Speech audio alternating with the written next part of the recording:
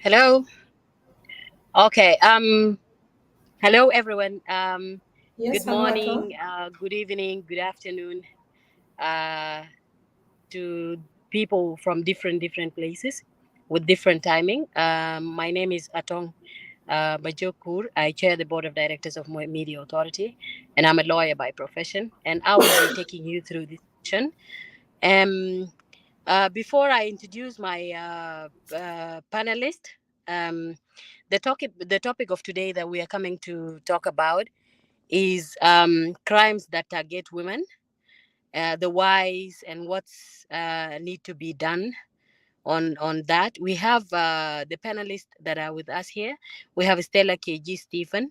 We have Mrs. Medi Lavia. We have Mrs. Veronica Igali. We have Mrs. Viola Riak. We have Miss Suzanne Wisely Natana. And I'll briefly introduce our panelists one by one. First of all, we have Mrs. Stella KG Stephen. She's a graduate of College of Law, University of Juba in Khartoum branch, 2009 to 2019. 2019, she joined South Sudan Bar Association as a full trained lawyer. After obtaining the license in 2013, she was then appointed in the judiciary as a second grade judge. We have Mrs. Media Lavi. She has a bachelor degree in law and currently working as a humanitarian worker in South Sudan. Um, Mrs. Veronica Igale has a Bachelor of Law from Uganda Christian University, that is UCU, Master's degree in International Relationship from United States International University, that is USIU, majoring in peace and conflict, formerly the executive director of Education Foundation for Children, and that's a local NGO, a United Nations Institute for Training and Research coach and mentor. She also has a certificate of training in gender equality and diversity in management from Eastern and Southern Africa Institute of Management. Currently, she's doing a course of professionals in child protection from Makerere University. We have Mrs. Suzanne Wisely Natana. Mrs. Suzanne is an ambitious South Sudanese lawyer whose focus is mainly on ensuring the achievement of sustainable development, gender equality, as well as justice for all South Sudanese, for all South Sudan and Africa. At, and at a global scale, Suzanne holds a bachelor's degree in law as well as postgraduate diploma in law. These qualifications are further enhanced by her master's in human rights law and second master's in business administration. Suzanne has over 7 years of experience in the legal field, food assistance programs, access to justice, women empowerment, banking, and telecommunication industries. And we have Mrs. Viola Riak. Mrs. Viola Riak is a social scientist and gender activist from South Sudan. She is currently working in UNFPA gender analyst as a gender analyst based in Juba. She has over 8 years experience in peace building, conflict resolution, transformation, and gender equality. Mrs. Riak is a champion on prevention and response to gender-based violence, including child marriage in South Sudan. She is a strong advocate on issues of sexual reproductive health services, including right to access family planning, Mrs. Riak holds a Master's of Social Sciences in Social Development from University of Cape Town, and Bachelor of Communication Development from what they are doing, and knows them. I mean, from close distance, knowing exactly who is the panelist of today. I will now go straight into our main discussion for today. Let me start the first question with Estella. Do you hear me?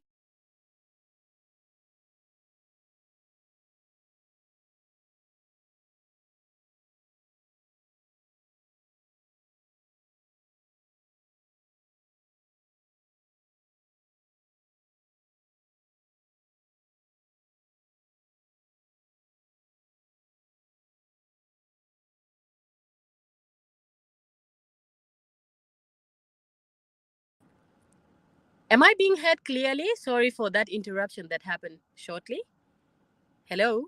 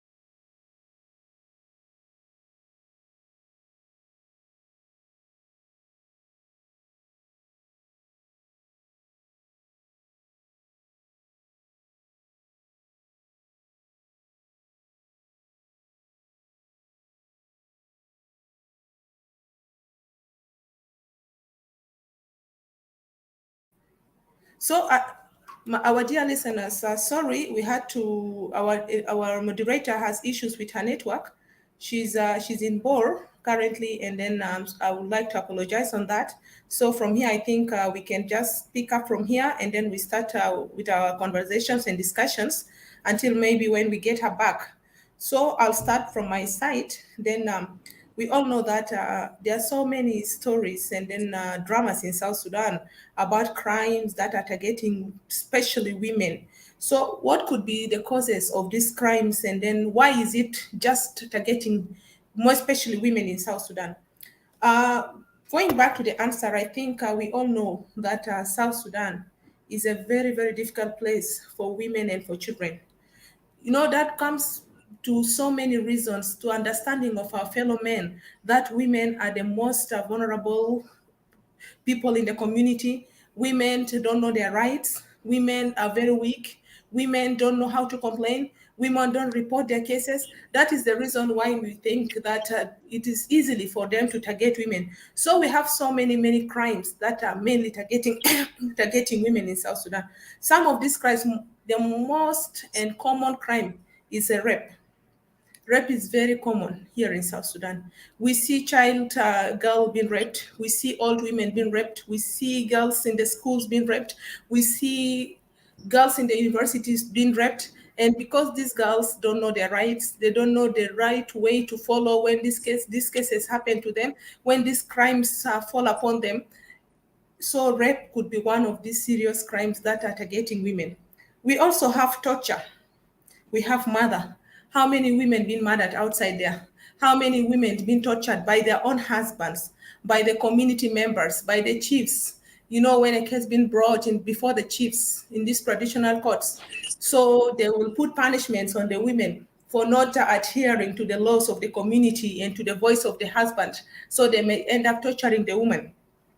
We have women also have their rights, like they can be prevented from their constitutional rights. This is also a crime because the constitution said and stated that every woman has a right to participate, has a right to vote, has a right to go to school. If these things has been prevented against women, so it's also a crime against a woman. We have a denial of a women for their rights to inheritance. It's very common here in South Sudan. If you go to these courts here in Juba, these are the common cases and the common crimes that are facing women. So a husband dies, she wants like to inherit. It is her right after the husband to inherit the deceased properties. But you find that the family of the husband may deny her and may end up chasing her outside the house. So these are also some of the crimes that are targeting women. So there are so many crimes, but these are the most common crimes that we find here women are facing, and they're looking for justice, and their hands are carved down. But we're trying to see ways of reducing these crimes so that women can have their constitutional rights. Women can know where to head in case some of these crimes fall upon them. So back to you, yeah, Igale. Thank you, Stella. Thank you for that introduction. I'll just add some of the practical, physical crimes that happen to women on day-to-day basis, things that happen actually as we watch. And I think last month we witnessed that, or we all heard about the woman who was dragged off the motorbike by what is commonly known in Juba as Toronto boys. Now, these boys grab anything from anybody, but women are usually the target because we are weak. It's very hard for them to target the men because a man can fight back. But we women, like now this woman, these boys grabbed her bag and she fell off the motorbike and hit her head, and her injuries later led to her death. Also, like it's not easy for women to just move around on the streets, like holding your phone. These boys are there, they'll grab the phone from your hand. They even pull off the wigs off our heads. So it's really, I think it's a serious threat and crime that is affecting women in the city at the moment. And I think it was also happening in other towns like Bor. These Toronto boys were also doing the same kind of things they're doing in Juba. Other practical crimes, we have women actually being attacked, like when you go out clubbing. One time, my sister-in-law was actually beaten in a club because there were two of them. They were beaten because they refused to dance with these boys who asked to dance with them. So what they did was they threw them out of the club and then they beat them and chased them away. So these crimes are specifically towards women because probably the men consider us as the weak ones and we cannot fight back. And other practical crimes or other indecent assault that takes place in an environment where there are women. For example, I think it was last year, and it even happened before in Juba, where now this one is being engineered by the state itself, or should I say by the authorities, where the commissioner sent out law enforcement to arrest all the women in church and in marketplaces, women and girls who are putting on trousers. Apparently, it's forbidden for women to wear trousers. And then there was a story last year also of a girl, I think it was in Rumbek. The video was going around where we saw men assaulting this girl openly in public. She was pushed, she fell into mud, and people were slapping her because she was putting on trousers. So these are some of the day-to-day crimes that we see taking place on women as we watch. Over to you, Viola. Thank you very much, Veronica. I think I will just pick it up from where you have just left and give my input as well. So, as we all know, violence against women is a global concern, not only to South Sudan, but it's a global issue. 1 in 3 women globally have experienced violence or gender-based violence in any, and it could be physical, sexual, or psychological harm.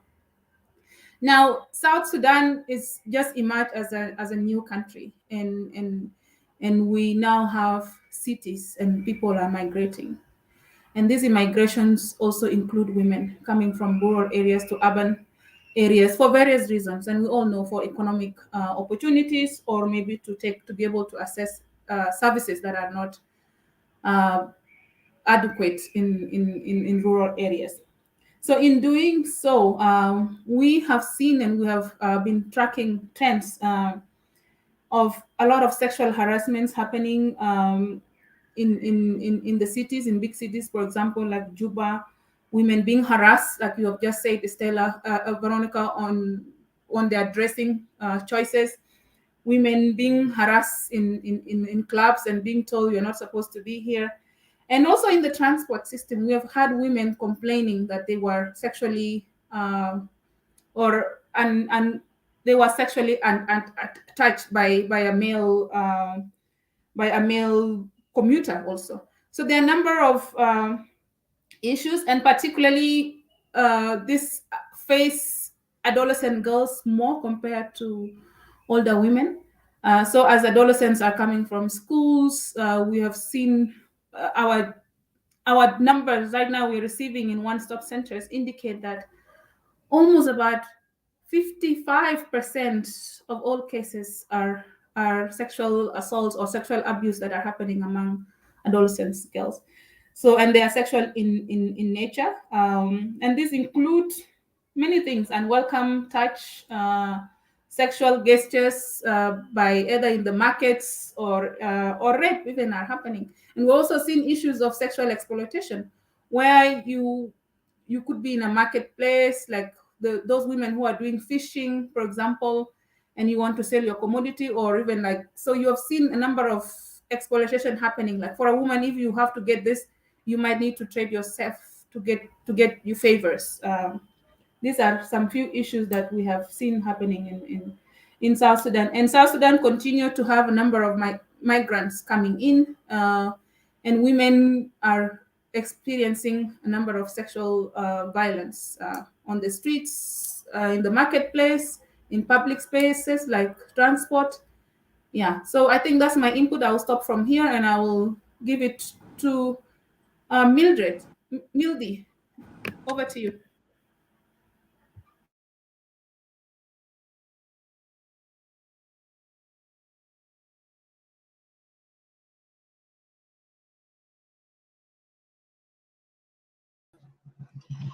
Thank you so much, Viola, for giving me this opportunity.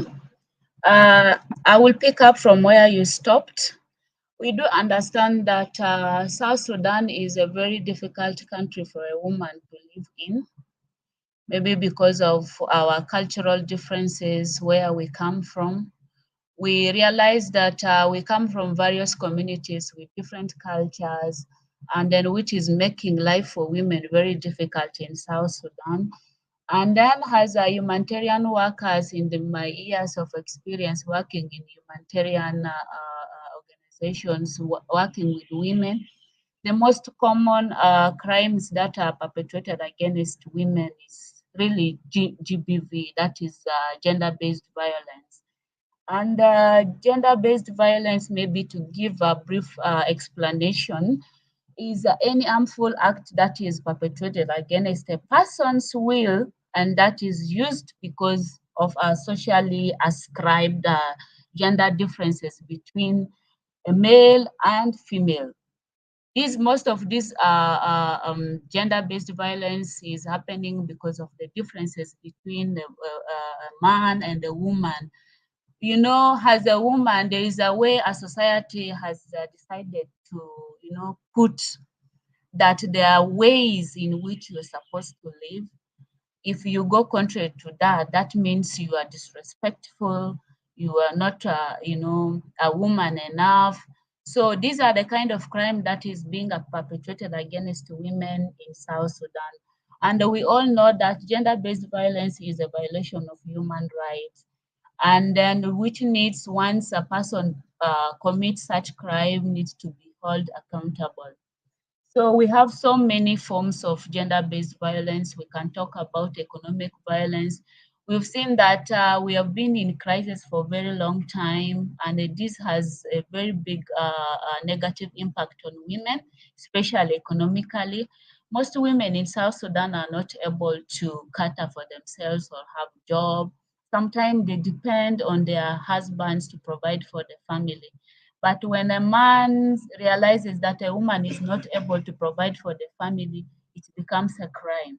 The woman will not, be able to even have voice. Some men also don't allow their women to go for work, to seek job, or to do some business to provide for their families. And then they also end up, depriving women from doing their economic activities that can empower them to sustain their lives. We also have we have a physical violence where a woman is being beaten, and that is common in South Sudan. Men in South Sudan believe that if you beat a woman, that's when maybe you will feel that you are a man, without knowing that beating a woman is not a solution to any problem. If there is anything, there is a way it can be resolved amicably. When you beat a woman, for example, you cause her injury that will stay with her for a long time. It's very difficult for a woman, for a person to live, thinking about it, having bruises, having scars on the skin. It traumatizes a person. But for us in South Sudan, or for men in South Sudan, they think it's something normal. It's something normal, which is not good. In most cases, also, we've seen how our women are raped even when they're trying to go look for firewood or fetch water. Our women are being raped. These are the most crimes that women are facing in South Sudan. And it's my hope that our government or our international NGOs, our UN agencies will be able to make sure that we raise awareness to people to understand that violence against women is bad. It's unlawful. It deprives someone's right.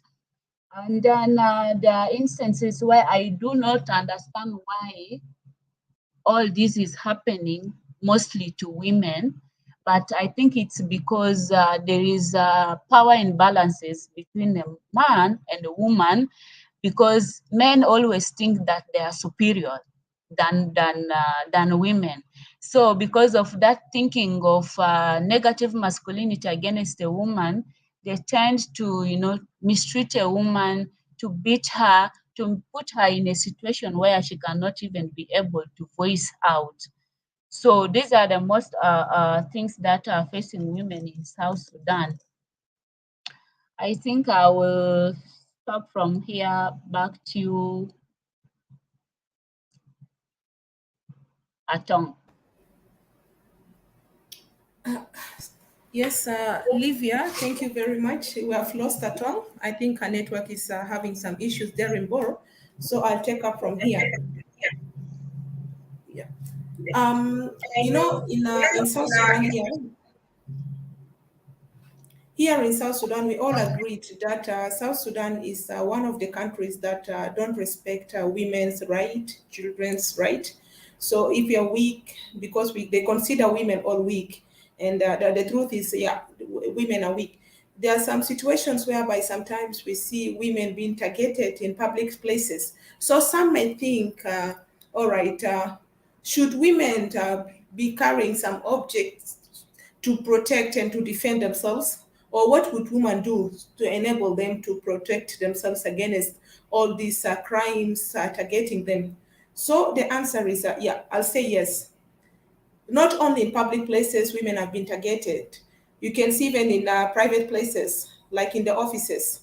You see some men insulting women, abusing women. in public spaces, you see men beating women, insulting women, harassing women. So yeah, these things are very many there here in our community, in our society, in the neighborhoods, in our offices.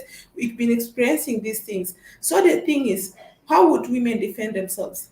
Should they carry guns, pistols, so that they defend themselves from these things? Because it pains, you know, you as a woman also, you see another colleague of yours, someone been abusing her in the office just because she's a woman, or a boss been harassing her and forcing her to do things to enable her to sign the contract, or these are some of these crimes. So the only thing, or the only way, you know, it's not rare, it's very, very rare seeing a woman fighting another man, or seeing a woman even fighting in public places, or see, but it's very easy seeing a man fighting another man, a man fight themselves, a man fight a woman. So with women, we're weak, and women don't like to drag into issues to do with fighting. Yeah, there can be misunderstanding, but it's very common seeing a woman beating another woman with a hard stick, or abusing yeah, these things are there, but not as the way men are doing it against women.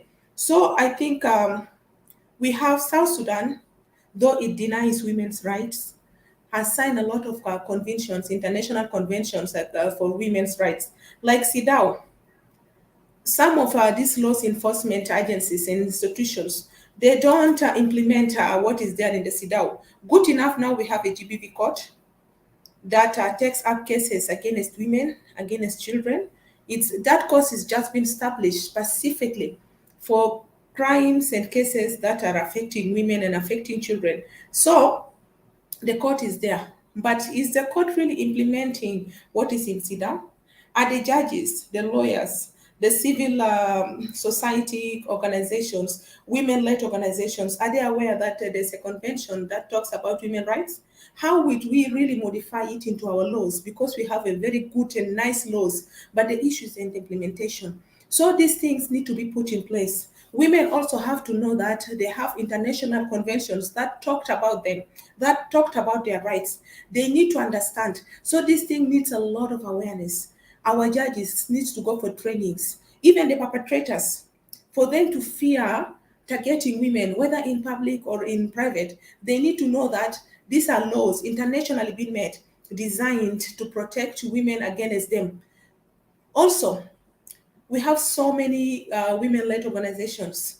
These women-led organizations can play a lot of roles, carrying out awareness to the women in the villages, because it's in the villages, it is very, very difficult, even for the woman to understand that she has a right to speak out. She has a right to stop a man from beating her. She has a right to stop these early child marriages. She has a right to go to school. She has a right to participate in the family making decisions.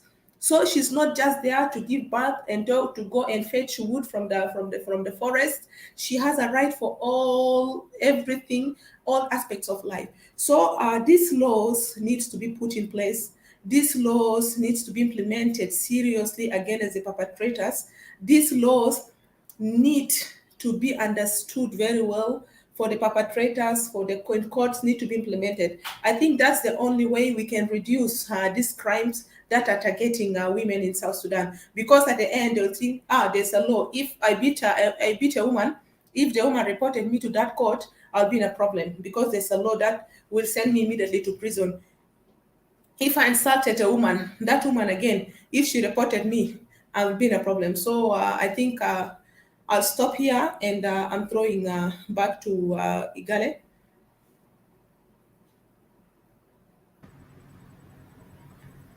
Thank you very much, Stella, for that information. You know, when we mention all this, the question that comes to one's mind is where is law enforcement in all this? Do we have police in the city? When all this is happening, where is the police, or where are the people who are supposed to be keeping law and order, especially in public places when these things are happening? In other countries, I know they are like, there's not only a security outside clubs, but we also have bouncers inside. So such cannot be tolerated. But in our clubs here, we do have them. But what are they doing? They're not doing anything. And like I mentioned when I when I talked about the crimes or the crimes that have been happening in public places. Some of them are actually engineered by these the people we should be placing our security in their hands. Like when women and girls are rounded up from places of worship, you know, it's these security organs who go out there to actually carry out that. So why is law enforcement there if they're not going to be able to rescue women when women are being attacked in public places? Secondly, I also think we have limited police posts in our neighborhoods, or you'll find like I live in Munuki. In the whole area where I live, there's only one police post. So when something is happening to me, I'm being attacked and I'm not near that police station, how is the police going to come to my rescue?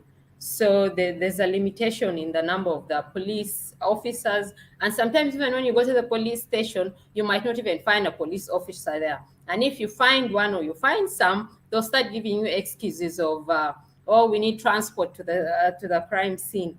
So at the end, I think these are some of the things that make women reluctant to actually report some of these crimes to law enforcement officers. What we women can do about this, I think, first of all, we need to, the fact that they do not respond does not mean we keep quiet. We need to report it so that they know that such is happening or such is taking place in our communities. We need to become our own whistleblowers. In the way our neighborhoods are designed, we basically almost know everyone in the community. These people who assault women or who assault us, they don't come from far. Most of them are within our community. So we need to devise a mechanism of how to deal with that. You know, I think there are so many things we can do as women, because now what they do inflicts fear in most of us. That's because we don't come out and talk about it. We do not report to the police and we don't even share it. And when it happens to one woman and we all pull back, it's like we're freaked out, and then everybody's just scared, imagining, waiting, who will be next? I think we need to stop doing that. We need to start sharing as women. We know that these things are happening. We just need to come out and talk about them, and perhaps come up with a strategy that will help us know how to approach police, or even how to deal with these perpetrators who are living within us. I think I'll move to the next discussant. Viola, over to you. Okay, thank you very much, Veronica. You have just, I'll pick it up from where you talked about the strategy. And yes, I think having a comprehensive GVV strategy for South Sudan will complement the already existing standard operating procedures guiding the actors who are involved in the South Sudan has a standard operating procedures on gender-based violence response and prevention. Now, so what will be my key recommendation for the strategy if it will be developed? And so not just the strategy, but I think looking at how gender issues have been in South Sudan in general, including gender-based violence and the trends and the issues and the horrible stories that we are hearing every day, we need really a conducive and supportive legal framework and policies that are guided by international and regional standards on gender equality, and also that are implementing Security Council Resolution 1325. Now, so what will this conducive policy look like? So we need to start working on one key piece of legislation that is really needed in South Sudan is the government to really prioritize the passing of anti-GBV bill, because this gives it weight. It criminalizes gender-based violence in all totality and equality. So if we enact anti-GBV bill, then different form of legislations or policies now can abstract from that piece of legislation.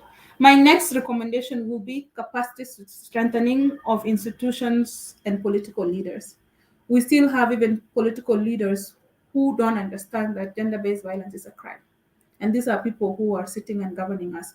So we need to really strengthen and capacitate them so that they know if you are holding a political office, there's at least some minimum standards that are expected from our leaders. And they also participate in preventing and responding gender-based violence. And my third recommendation will be, again, emphasizing that survivors seek support and services when their rights have been violated.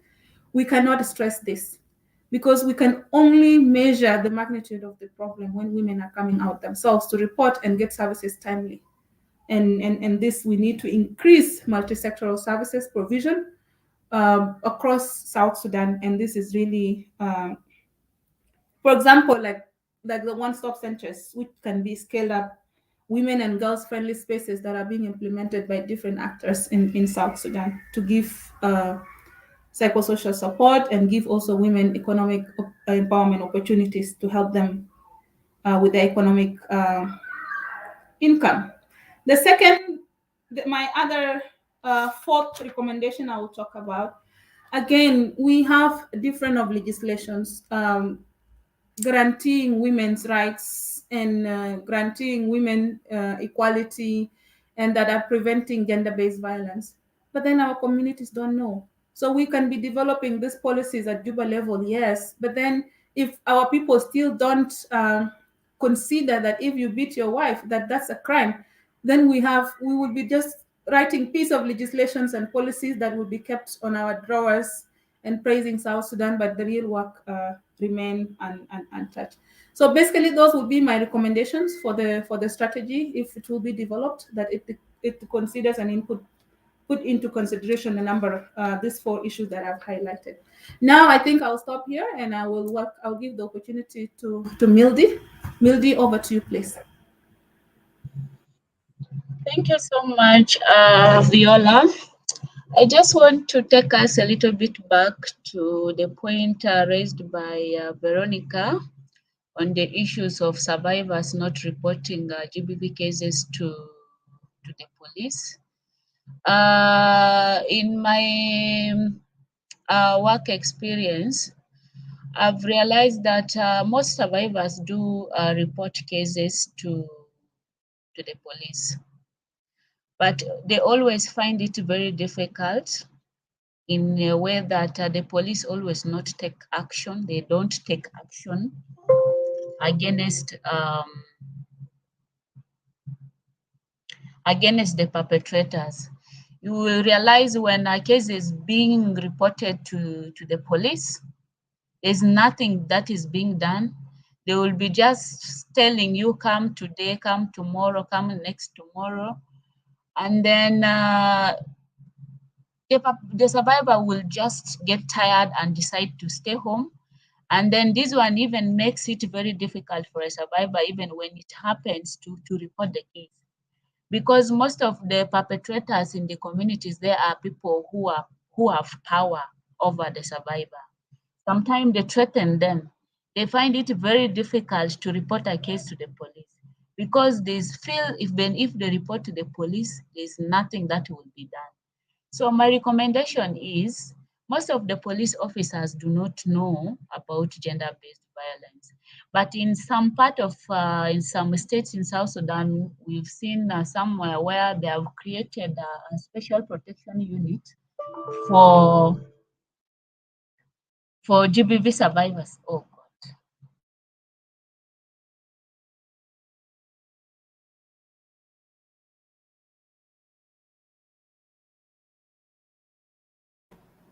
Okay, since, sorry, Olivia, since I think my colleague Olivia's internet is having some issues, I'll take from here. Some may think that South Sudan doesn't have laws that talks about women's rights, children's rights, but I'll focus more on women because our discussions of today is about women. So we have a constitution, South Sudan Constitution of 2011, that talked clearly in Article 16 about women's rights. So I'll read it because these sections, for us to understand, it has to be read. So in Article 16, the Constitution says, women shall be accorded full and equal dignity with men. Women shall have rights to equal pay for equal work and other related benefits with men.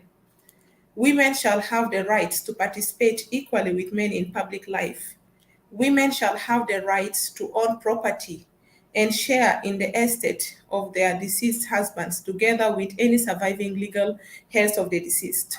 So this article talked about women's rights. So anyone, whether it's a man, whether it's a community or the society, depriving women from their rights of not to inherit their husband's properties after the death of their husband, that person or the community itself will cause itself a problem by the law, because the constitution is very, very clear.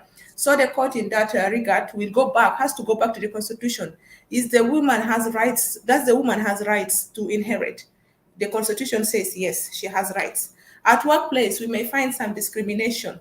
They pay men more than what they pay to women. They say you're just a woman, or men are doing more than what you're doing. In fact, no, men are not doing more than what women do. We do equal work. So why paying less and then we give men more? So in that regard, also, women have a right to go and file a labor case against the institution, the organization, and the company that employees have. So I think I'll just be brief here because the law is very clear.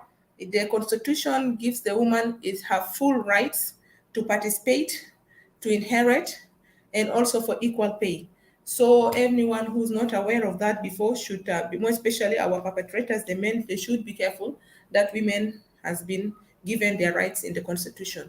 Igale, I think I'm throwing the ball back to you. Thank you very much, Stella. We have mentioned all these crimes that women are facing. We've mentioned the laws which are in place. But again, I think most of the crimes that are faced in public spaces are crimes, I think, which are not in our laws, actually.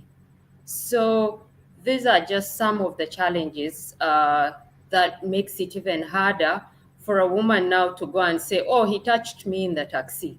So they even laugh at you. And this is one of the challenges the women are facing, because when you go and report such a crime, the police officers will laugh at you. They never take these things serious. And then the lack of awareness. For example, I know that it's a crime for a man to wrongly touch me or touch me without my consent. But so many people do not know that it is a crime. And they do not know that actually there is a solution. And the solution is in law enforcement, or the solution is in pushing for laws that can help them better. And then another challenge that women are facing is intimidation, like I already mentioned, the fact that you go and report and people are laughing at you, or you'll be questioned even, what were you doing in the first place, going to club at night as a woman, or what were you doing dressed like that?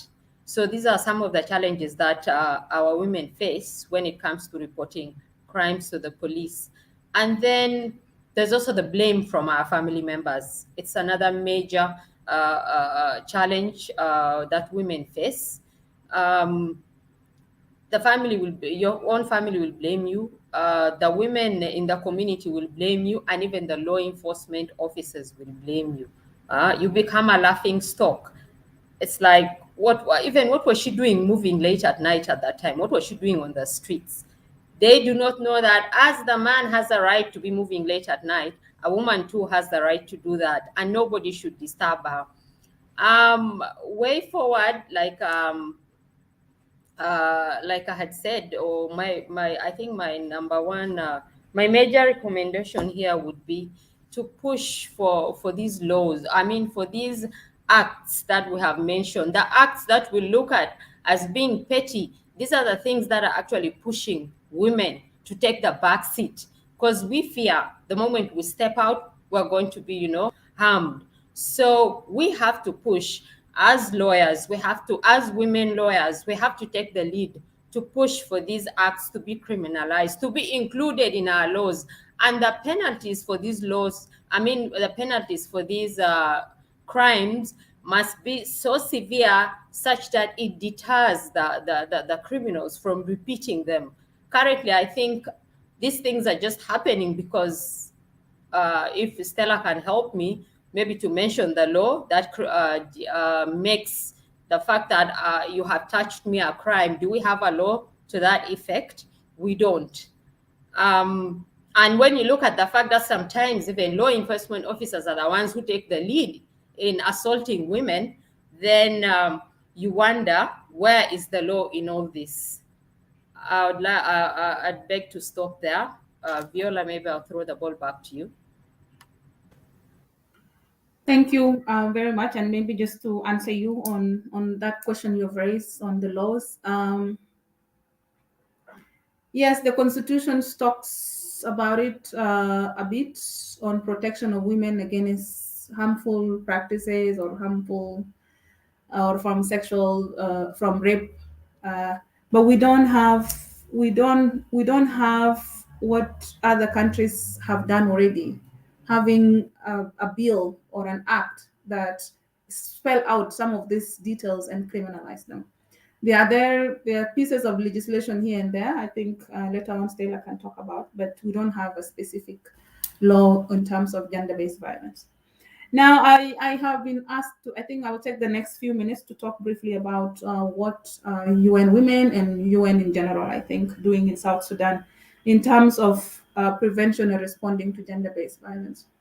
And I will say that UN now more than ever are really supporting the government of South Sudan to implement the joint program. There's a joint program on prevention and responding to gender-based violence that is being implemented by about 13 UN agencies, but with at least 4 distinct UN agencies participating and implementing programs directly with the government. So we have, and what does this joint program entail? It talks first that we need services. Investing on services provision. We know that when sexual violence happen, women have to be treated to avoid other like STIs, unwanted pregnancies, and so the service provision is one of the key things that is envisioned in the UN joint program, and that is actually being led directly by UNFPA. And then the second component is on the legal protection or legal redress. So when the survivor want to seek justice, it needs to be availed. And I think all of you have heard about the GVV. The GVV court is under the UN joint program and is being led by UNDP. Then we have women participations and women economic empowerment, and including women and girls friendly spaces that are being implemented by UN Women taking a lead. Then the fourth component of the joint program talks about really engaging communities to change these harmful social norms and to promote positive ones. So basically, that's part of the joint effort that the UN is doing to support government of South Sudan in terms of prevention and responding to gender-based violence. Now, in working on safe markets, I know there's an initiative now being discussed, having a joint program on promoting safe markets. We have seen our women being really violated in the markets, and most of these local markets are women who are there, and they experience numerous challenges, from sexual harassment, from rape, from number of things. And so it's underway, it's being discussed, but however, we have not really focused on markets and public spaces as we are. So for this, I think I will beg to stop from here, and I will give it back to Veronica. Over to you, Veronica.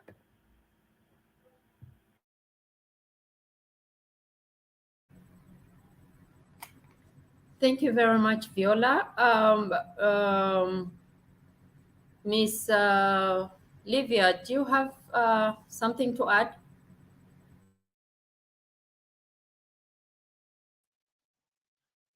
Sorry, my computer went off. I apologize. I was in the middle of something and then it just went off. My apologies. Yeah, so I was giving a recommendation Why I stopped was I was talking about a special protection unit that needs to be established in all our police stations. This one will help the police to also track or take actions against any perpetrators, because when it is mixed together with other crimes, first of all, there is no confidentiality. There will be no proper handling of GBV survivors, because this is something that needs to be confidential, and the survivors needs to be protected. For purposes of security, there are needs of special protection units in all police stations to make sure that we protect our survivors and also make sure that the perpetrators are being held accountable. Then another thing also that I want to talk about is we've seen that once a perpetrator is being arrested, for example, it takes years for the case to end, because we have a lot of all over the country, we have so many cases in court, and we lack judges or magistrate that will be able to handle. Having only one GBV court only in Juba is not enough. I think it's something that needs to be established all over the country. This will also help uh, um, to fasten the cases, instead of one case being, taken more than years for it to end. So it is also my appeal to all the partners, starting from our government, the international organizations who are supporting this issue, to also try to look into that to see how we can be able to create more space so that we can be able to take cases very fast. As I'm talking now, we have so many perpetrators, even young boys who are in the juvenile court with the issues of GBV, of rape, and all that. But there's nothing that has been done. Children are staying there for a long time. There's nobody who is able you know, to take up the case. And then this is something that needs to be done very fast and also give way, but it's not happening. So it's my appeal to all those concerned, more especially UNDP to be precise, because I understand they also deal with these mobile courts. If they can have, if they have an opportunity, they can be able to move across the country to help both the perpetrators and the survivors to get justice. So this is my recommendation that I'm appealing to anybody maybe who is willing. These are the areas that needs much focus. Another thing is we might be talking about having SOP on gender-based violence. Before we produce more, I do understand that we have so many laws in South Sudan that is governing this crime against women. First of all, we have our interim constitution that protects our right. Our rights of women are being stipulated in our interim constitution very clearly. We have our penal code of 2008 talking about rape. For example, if a person is being raped, a perpetrator is supposed to be jailed for at least 14 years, or with fine, or with out, depending on the severity of the case. All these laws are there. The CEDAW, everything are there, but implementation is not there. What do we do? I think there is need to have a sensitization to all the stakeholders, our community leaders, even the judges, the police, everyone, men and women, so that they know. I think this is happening because they don't know exactly what the law says. We have all these laws, but implementation is a problem. So what do we do? So we need to create more awareness. We need to have sensitization to our local leaders, our community leaders, our even the MPs, because they are the ones in charge of this. Maybe they don't know. That's why all this is happening. So these are my recommendations. First of all, we need to have a special protection unit in all our police stations for security and protection of our survivors. We also need a sensitization on our existing laws as we keep on developing more laws. Uh, uh, we need to have a sensitization. Uh, that's all from me. Back to you.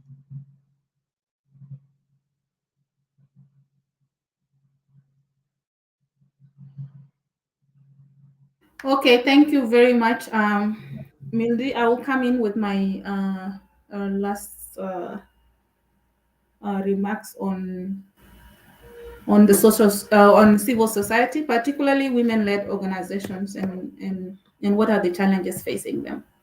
So again, women-led organizations are a key in terms of ending, preventing and responding to gender-based violence. In all the countries that we have seen, a lot being done is being led by women, particularly feminist organization. Now, what I have seen, and these are like really my points as a person, not linked to any organization here, is that women-led organization, they play a critical role, but they are the most who receive the least funding when it comes to these issues, on issues of prevention and responding to gender-based violence.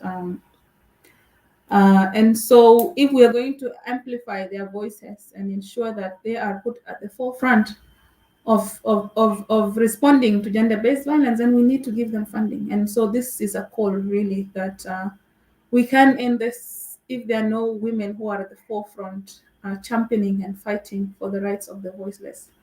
So this is one challenge that I have seen. Others that I've also seen that, again, as much as the funding is very limited, I also feel that they are not also being aggressive in terms of mobilizing funds for themselves. Because I know that there are opportunities there, but how aggressive are they in reaching out to these allies, to the donor community, to give them funding? So it's both a challenge, and then I am giving one. I just gave a recommendation. Now the other issue I have followed through my years working here is that women-led organization, yes, they have a voice. They come out when things happen. I remember when the story of the 8-year-old girl who was raped. I remember the politician who physically abused his wife, and these are just, like, you can name them. So when that particular issue happened, they will march, but then they don't follow up. We wait again until the next issue comes up, and then so we don't follow up what the petitions, the holding really those people who are responsible accountable. And so if they really have to claim the space, they need to come out, and they need to come out very like big. And it just doesn't have to wait for one issue to be handled. It has to be looked at a bigger picture. It's the bigger picture. We know how many girls get raped every day. That we don't need to be told. We know it.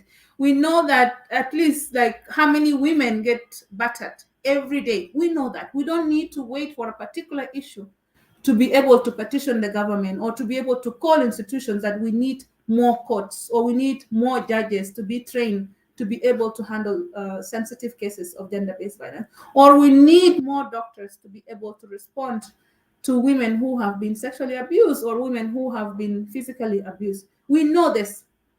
So I think my recommendation will be, again, you play a very critical role in terms of achieving gender equality as a whole.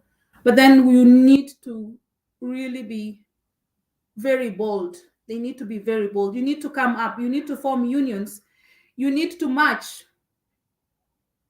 Not particularly marching for an individual case, but you need to march in general, that we are tired, we don't need sexual violence. You march. You choose a particular theme, you march.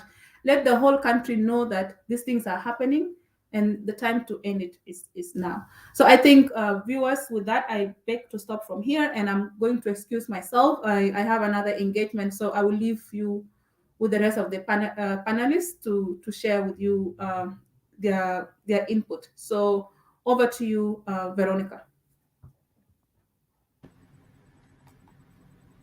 Thank you very much, Viola, for those recommendations. And I would just like to add that women-led organizations are usually at the grassroots level. They are the ones who know what is happening to the population, what is happening to the women, what is happening to the girls. So, and like you mentioned, they're usually underfunded, so their hands are tied. They are not able to help their own. So, it's really, I think, necessary to try to devise some means to try to come up with a coordinated solution that involves women-led organizations to be at the center of these issues that affect our communities, because they understand best. They know what is happening, what is going wrong, and probably what can solve those problems. The boys who are attacking us, the boys who are assaulting us in public places, these are our brothers, these are our uncles. There are people known to us. So I think we're in the best position to know we know where the problem is coming from. First of all, we know how they ended up there, or what led them, to doing that. So I think really we need to support women-led organizations, especially those at the grassroots level.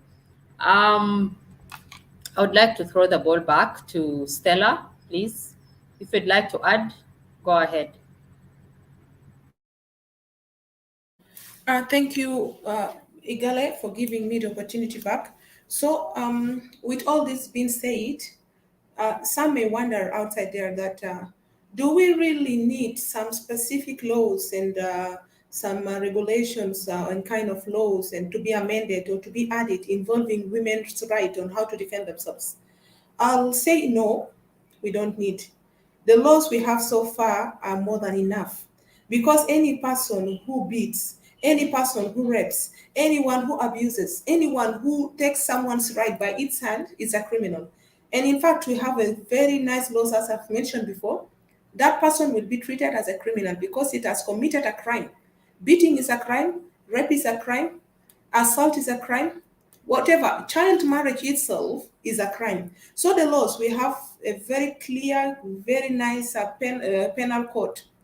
You beat, the judge will see a section whereby if a person beats another person, a person beats a woman, what should happen? Of course, you'll go to prison. You assault a woman. So the laws are very clear. The laws are nice. But the problem is the implementation.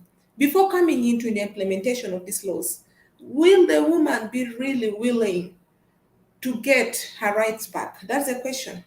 If she does want to get her rights back, of course, we have enough laws. We have the Constitution that stated very clearly that a woman's rights should be put in place. We have the labor code. A woman should not be treated like she's a woman. She needs to have a very specific laws. She needs to have a specific courts like this GBV court. That GBV court, the right and correct name for it is the High Court. It's called the High Court because the crimes treated there is at the level of the High Court. That person committed the rape, the person who caused the woman rape is a criminal. It's been taken to court. Which court should treat its case? It's a High Court, of course. Yes, we said a woman should know her rights. Courts are there, laws are there. What is missing is how would the woman knows her right. Some may be willing to go to court, but they don't know the procedures. It happened with me that I found a woman, there was a time she wanted to file a petition. She doesn't know even where to start from. She said she puts her house on rent, and then the person who's renting is now refusing to pay her the rent. It's just because she's a woman. The person tells her that you do what you wanted to do. So she wanted to go and file. She knows this is a court, but where to start the procedures from? So, as been mentioned by Igale and by Viola, there are so many women-led organizations we sometimes take up the role of helping women, guiding women, doing legal aid. But these people there at the grassroots, their hands, as been mentioned by Gali, are tied down because they don't have funding. They can take up women's cases to court and they can defend women, they can be their advocates, they can be their lawyers. But now, with the little funding they have, it is very, very difficult. But when it comes to issues to do with laws, the laws are there. The court is there. Yeah, sometimes the practice takes long due to so many factors. We don't have judges, the courts is not functioning well. Sometimes even delaying when it comes to paying the court fees. A woman may have some financial issues to prioritize and follow up a case that may take her for 1 or 2 years. So these are some of the challenges. Women should know that we have laws. And the person, despite of the relationship with the woman, whether it's a husband, whether it's a brother, an uncle has been mentioned by Igale also, it's a criminal. Somebody who takes your rights by a hand is a criminal. Someone who beats you is a criminal. Someone who rapes you is a criminal. So I think I'll stop here and then I'll give it back to Livia.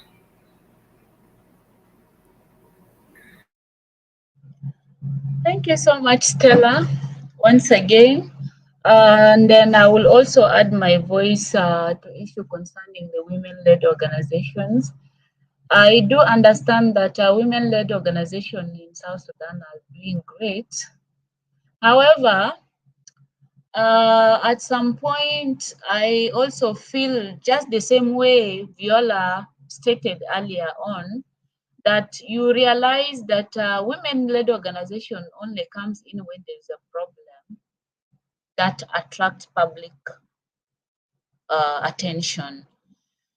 When it's not there, you will not see them. I don't know what is the problem. Is it because some issues are considered confidential or what? I don't know. Because we really, as women, have a lot of things to do, more especially in the community. Yes, we want women to know their right. We want them to know that we have laws that protect them. We want the women to know that we have a special court created for them for all crimes that is being perpetrated against them. But how does it reach out to them? I do understand that in a world of today, we have so many social medias, but not everyone can access social media so that they can be able to understand exactly what is going on. It is upon us to make sure that we reach each and every person with the message. And we can only do that through going back to the grassroots. We can have a social media conversation awareness and all that, but it's only for those who can be able to access that. But for those who are in the at home, in the grassroots, even in the village where I come from, not everyone can access social media. So we really need to do a lot of things in terms of awareness raising to our community members, our women at the grassroots.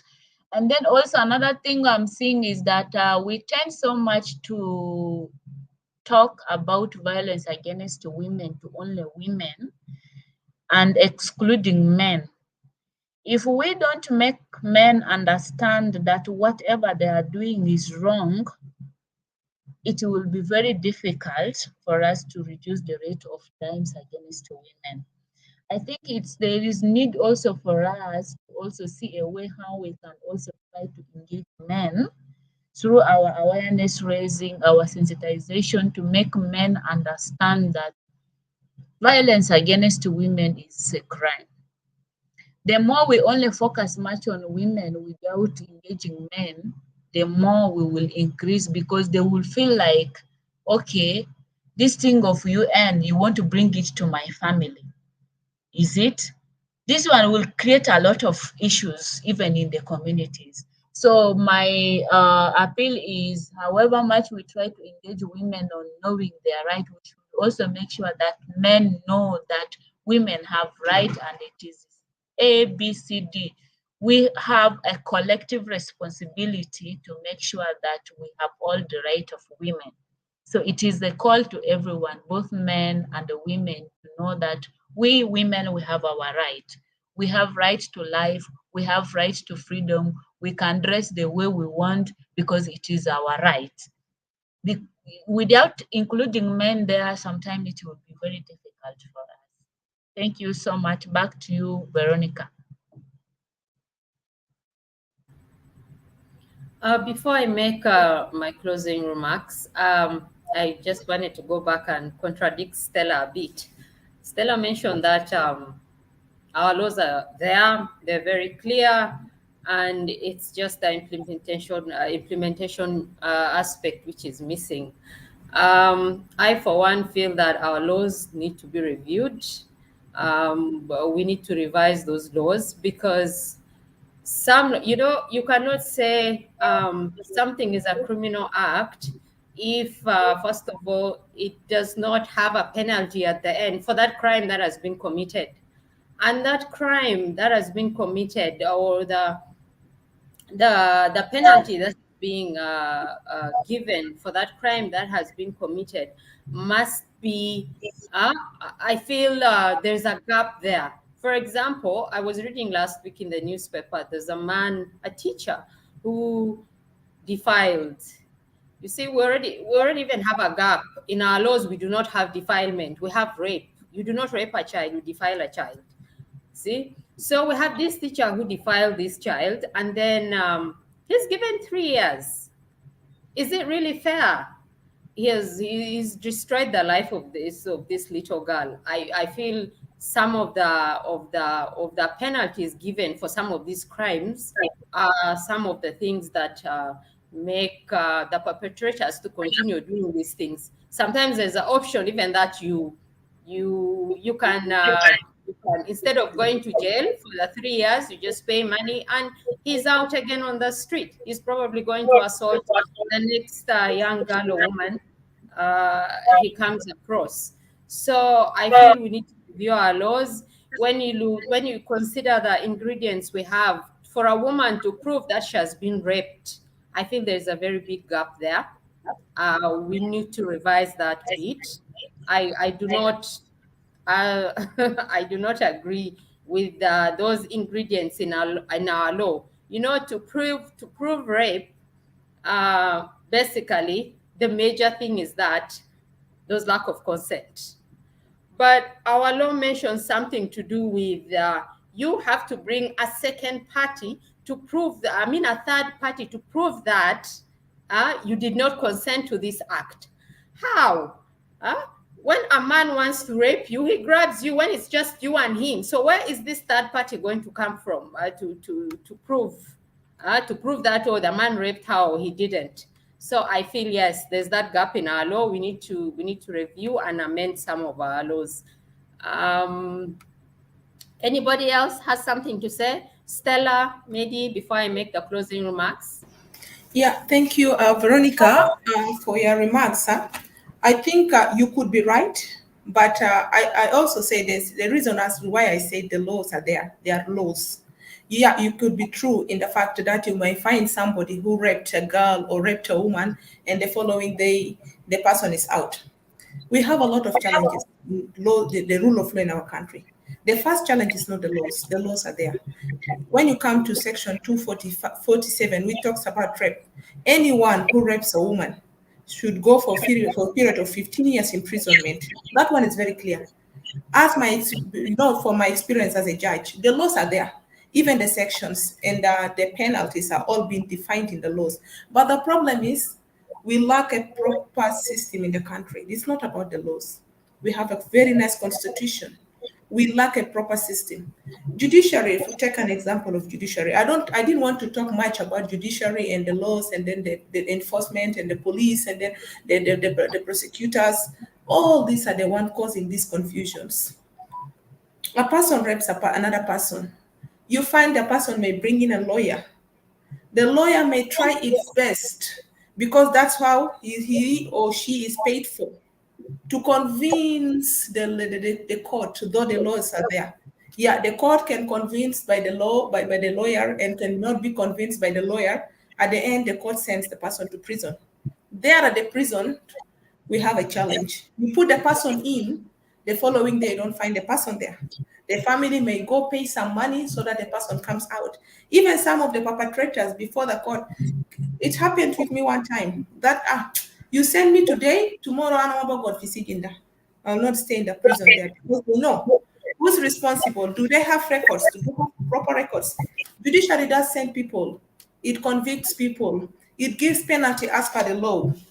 But the problem is the police, the person themselves can bribe the police, and then the police will just release the person out. The second thing is the family themselves. We should know that law is a law. There's nothing that Kalas let the family go and settle after when the person has been sent to prison or when the case is on progress. Then the two families decide to sit with the other family of the girl and try to settle the case outside. Then you go by your own, and then you go to the prison department, and then you ask that now, as we have resolved this issue outside, let the girl come, let the perpetrator come because the perpetrator is going to take the girl as a wife. The family themselves are problem. Then the police, all these elements, if we put it together, they don't look to law. They don't look to a person as a criminal. The laws and the judges, the judiciary, the system are there. Anyone who commits a crime, anyone who rapes is a criminal, should be treated according to the law of South Sudan, the penal code, the constitution, on all these laws. But these are the challenges we are facing when it comes to implementation of the rule of law. And it makes it very, very hard. Even the judge himself cannot do anything when the system is corrupt. What would the judge do? The judge works as per the law. The lawyers also know the law. But now, if the person has been released out, what would the judge do? It can't do anything for his own safety. Judge's safety, even it's not there in the judiciary. He can just say, Makalas, I've done my part. The rest is not mine. If the person is out, you go to the prison and then you complain there that who released that person out. So I think these are just my few remarks I wanted to supplement on what Igale has mentioned. I'll stop here and then maybe I give it back to Mildy. Yeah, I would like also to put some input on the issues of our laws. I think, Veronica, I can agree with you on this, that our laws need to be revised. I was looking at the Penal Code Act, Section 247, that talks about rape. And then under subsection 2, they are saying there's nothing like marital rape. Like when you are married to a man, so you cannot complain that a man has raped you. Then I was asking myself, how possible is that? Because me, as a woman being married to a man, there are moments I might feel like, no, today I cannot do this because it's my right. My body is not accepting that. But if I refuse and he insists because I'm married to him, it means it's not rape. I don't understand. And that has been my confused section in that penal code so much. And we always talk about rape being a crime, even if you are married to a man. But our laws are saying it's not a crime. You see this kind of contradiction. Which one are we upholding now? Is it what we think or what is in the law? So there is need for our laws to be really revised. And some of the crimes are not even stipulated in the Penal Code Act. And then according to the rule, if a crime has not been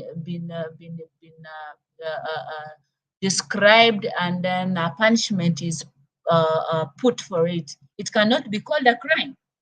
That means we will continue suffering in our homes because it's something normal. So there is a need for our laws, however much we are saying, yeah, I know we have laws, but we need to revise. There are some things that are missing in the laws that needs to be really put in place and put it in a good way. So I don't know where we can take the petition to, but if there is anybody out there who wants to support this, so I will be ready so that we can maybe raise a motion in the parliament to tell them, no, enough is enough. We need laws that will protect our women. Thank you so much. Thank you, Stella. Thank you, Miss Livia. When it comes to, noticing the gaps in our laws, we can spend the whole evening here talking about that. But probably we'll always come back to this forum and discuss those issues. I'd like to extend our appreciation from the Women Intellectuals Forum to the panelists. Thank you for showing up. Thank you for sharing your knowledge with us. I'd like to thank our audience for being here with us and for being patient with us. We always have internet hiccups, but thank you for being here, and we look forward to having you here discuss issues that affect our communities with us always. Feel free to send in your questions. If you still have questions about the laws, you can send them and share them. You can send them on this page, on our Facebook page, and we will answer them. Thank you, Miss Stella, and thank you, Miss Livia, for being here throughout with us. Yes, and have a good evening, everybody. Have a good morning or good afternoon, wherever you are. Thank you once again.